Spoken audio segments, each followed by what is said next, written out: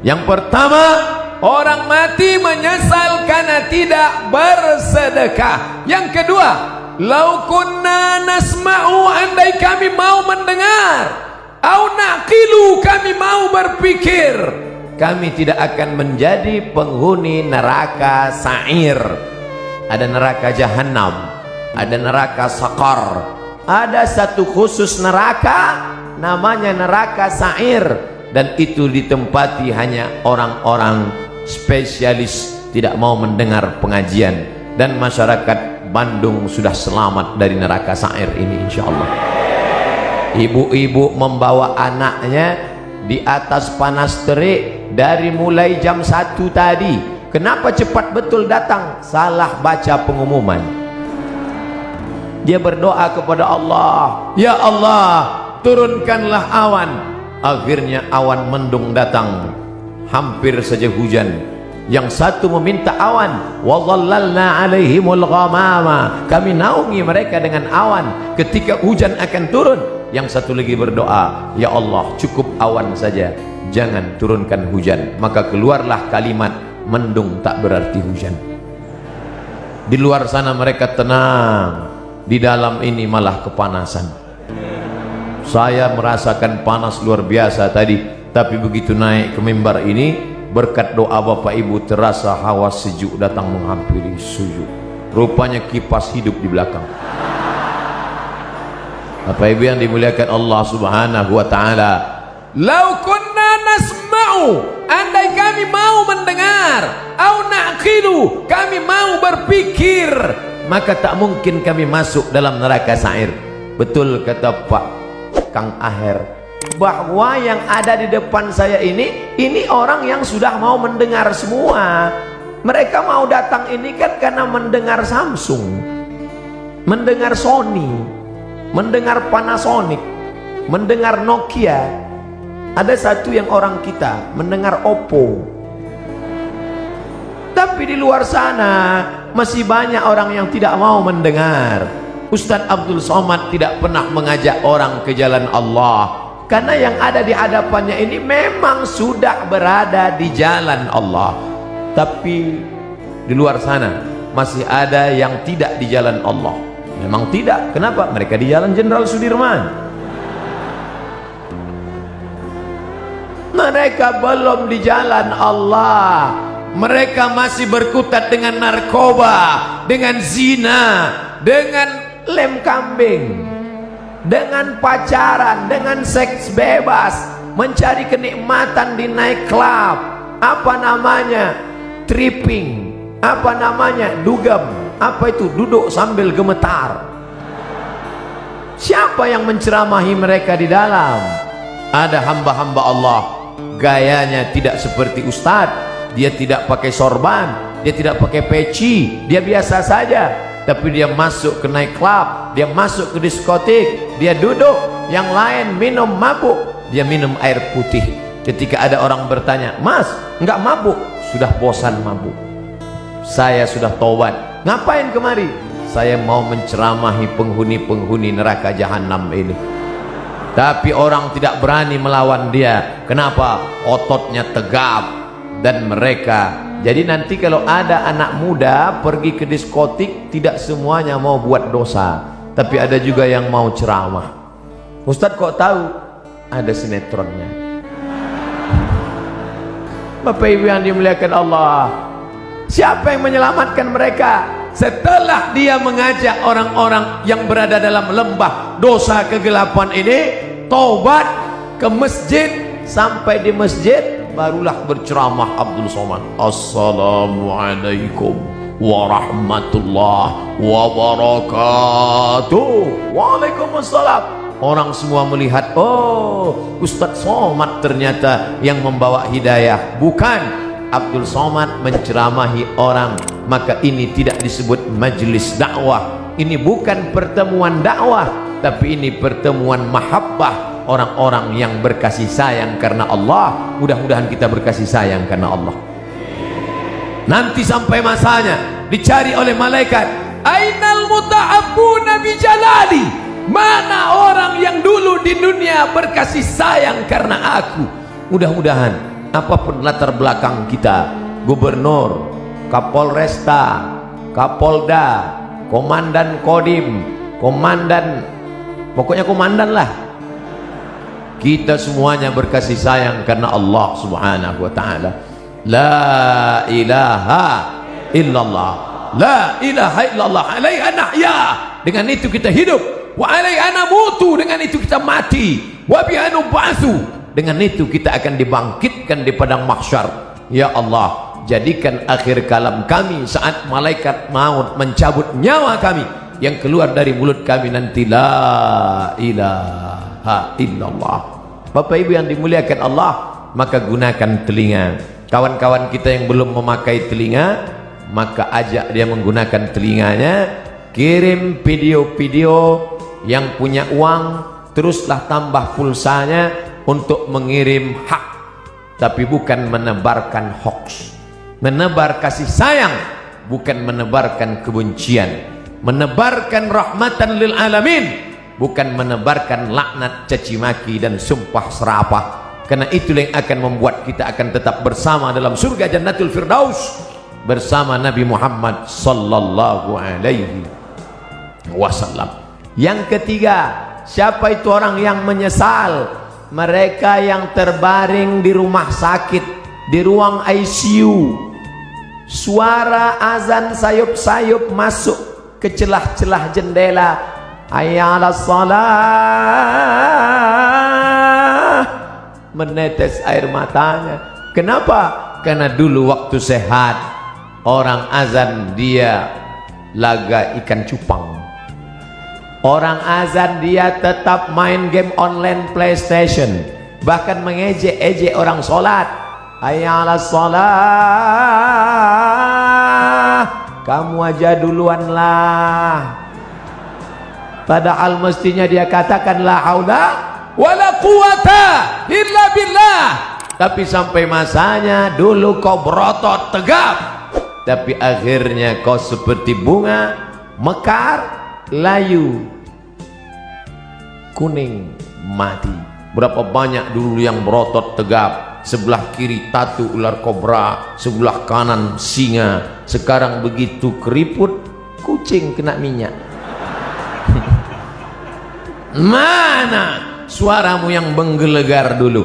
Mana kumis tebalmu dulu? Nanti saya cerita kumis yang berkumis tersinggung. Mana badanmu yang tegap dulu? Yang tegap tersinggung. Lalu yang mau saya omongin apa? Tidak ada, keperkasaan hilang, tak bermakna. Tapi kalau pernah kau bawa kakimu ke masjid solat berjamaah, wa naktubu ma qaddamu wa asarahum, kami tulis langkah-langkah tapak kaki mereka. Setiap langkah pertama mengangkat derajat, langkah kedua menghapuskan dosa, langkah ketiga menghapus dosa, langkah keempat mengangkat derajat. Ini orang-orang yang di atas ini kenapa derajatnya naik? Karena mereka berjalan kaki datang ke masjid. Karena jalan kaki itulah terlambat, maka naik ke atas. Kami datang cepat Pak Ustadz, ya, karena cepatlah bisa masuk ke dalam. Kalau tidak tentu di luar. Tapi Allah tidak lihat itu. Yang dipandang adalah ketulusan, keikhlas kita lillahi ta'ala. Makanya usolli fardal maghribi 3 raka'atin adaan ma'muman lillahi ta'ala.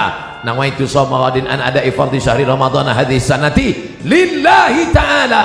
Labbaik Allahumma labbaik, labbaik la syarika laka labbaik, labbaik Allahumma labbaik. Begitu kalau saya pembimbing hajinya, pembimbing umrahnya, labbaik Allahumma labbaik, labbaik la syarika laka labbaik. Datang pembimbing dari Jawa Barat, Ustadz mah terlalu keras atuh.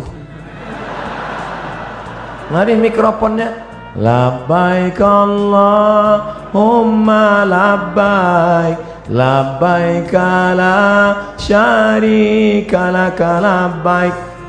Kamu dari mana? Saya dari Jawa Barat Ustaz. Oh, pantasan lembut. Innal hamda wan ni'mata lak wal mulka la syarika lak. Jamaah tertidur. Datang saya ambil lagi mikrofon. Labbaik Allahumma labbaik. Jadi nampaklah bahwa kerasnya suara saya bukanlah karena marah, tapi karena mengusir setan. Setan yang sedang menggoda. Datang setan membawa kipas, lalu dia kipas, tenang, tenang, tenang. Itu namanya setan manual. Sekarang setan digital, dibawanya AC, orang pun tertidur. Itulah mengapa tadi protokol bertakbir berapa kali. Saya sudah ceramah setengah jam, setengah 5, sekarang pas jam 5. Saya dari tadi melihat ke atas. Tolong ibu-ibu jangan suuzon, saya bukan melihat perempuan, melihat jam dinding. Saya sudah ceramah setengah jam belum ada bertakbir. Kenapa? Karena saya melihat jamaah masih lagi menatap. Tapi ketika jamaah sudah mulai menunduk, itu saya bertakbir. Allahu Akbar. Masya Allah, jangankan setan, saya aja ngeri mendengar. Lari mereka semua. Tapi ada orang-orang yang menyesal di akhirat. Kenapa? Bolak-balik teriakan Allahu Akbar, memanggil, tapi dia tidak mau datang. Allahu Akbar, Allahu Akbar. Yang disalahkannya malah imam. Kamu kenapa nggak ke masjid? Imamnya lagunya terlalu slow. Akhirnya datang imam metal. Allahu Akbar, Allahu Akbar. Tetap juga dia tidak datang. Kenapa? Karena memang hanya mencari-cari alasan. Beragama mencari kebenaran, bukan mencari pembenaran. Tapi cerita masalah solat berjamaah di Jawa Barat, mubazir. Cerita masalah solat berjamaah di Bandung, mubazir. Bandung lautan jamaah, ramai, melimpah ruah. Kalau mau lihat istiqomahnya, besok subuh foto gambar masjid masing-masing, like and share. Foto yang hari ini dari atas, dari depan, dari belakang. Besok subuh foto juga. Lalu besok buatkan gambar banding sebelum setelah. Ustadz ini mengkerdilkan kami. Tidak, ini negerinya para ulama. Banyak ulama-ulama, kiai-kiai, ulama besar datang dari sini. Maka insya Allah kita diberikan istiqomah solat berjamaah ini insya Allah. Laki-laki yang solat berjamaah itulah laki-laki yang soleh. Sedangkan laki-laki solat di rumah, laki-laki solehah.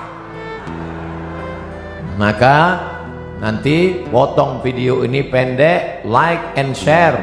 Papa, ini ada video pendek. Siapa yang ceramah? Ustadz dari Riau, coba dengar. Laki-laki yang sholat di rumah, laki-laki solehah. Loh, nyindir saya ini. Enggak, Ustadz itu ceramah bebas aja. Dia nggak pandai sindir menyindir. Saya termasuk penceramah yang tidak bisa dipesan isi ceramahnya. Saya ceramah sesuai apa yang mau saya sampaikan. Bahkan ada terkadang kalau saya ceramah di kantor dinas, sengaja itu orang pesan panitia, Ustadz jangan cerita masalah jilbab, karena istri kepala dinas belum pakai jilbab.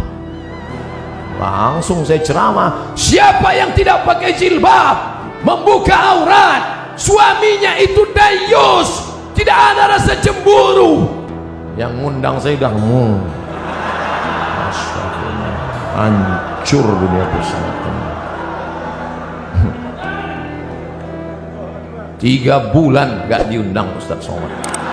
Pengajian rutin mingguan, challenge. Setelah 3 bulan, ditelepon lagi. Assalamualaikum Ustadz. Waalaikumsalam. Nanti datang ke kantor lagi ya. Iya. Loh, kemarin katanya nggak boleh. Alhamdulillah Pak Ustadz, yang kemarin melarang sudah mati.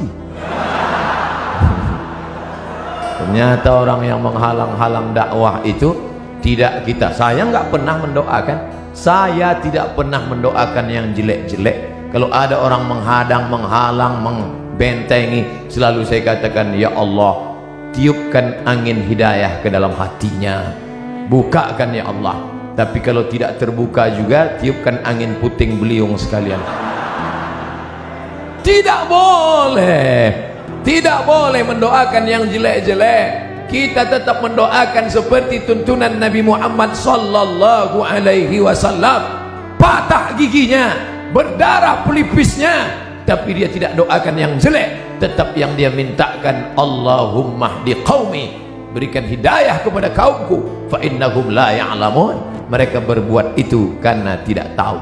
Alhamdulillah, yang datang di masjid raya tidak hanya orang-orang tua, tapi anak-anak muda hadir. Dari mana Ustaz tahu anak muda? Dari suara takbirnya. Dari mana Ustaz tahu anak muda? Dari semangat mau bersalamannya.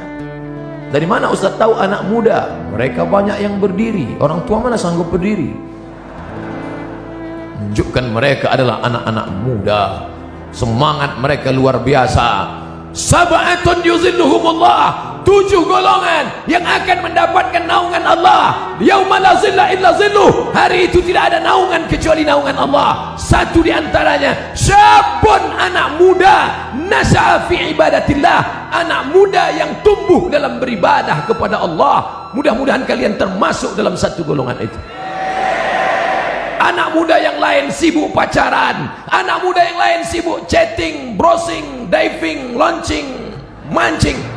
Anak muda yang lain sibuk memikirkan motornya, anak muda yang lain sibuk memikirkan malam minggunya, pacarannya. Tapi kalian malah sibuk memikirkan bagaimana dakwah di masjid ini tetap hidup. Kalianlah pejuang-pejuang, kalianlah tentara-tentara Allah di atas muka bumi.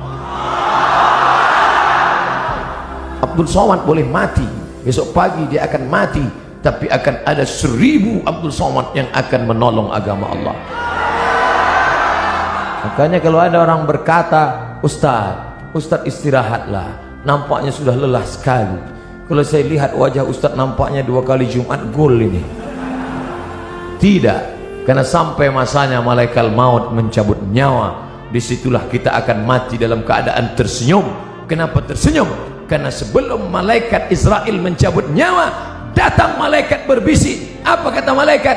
La takhafu, jangan kau takut, wa la tahzanu, jangan kau sedih, wa abshiru bil jannah, maka engkau berbahagia mendapatkan surga allati kuntum tu'adun, yang dijanjikan Allah untuk orang-orang yang istiqamah. Berdoa supaya hati hijrah, mantap. Tapi lebih besar lagi supaya istiqamah dan mati dalam keadaan husnul khatimah.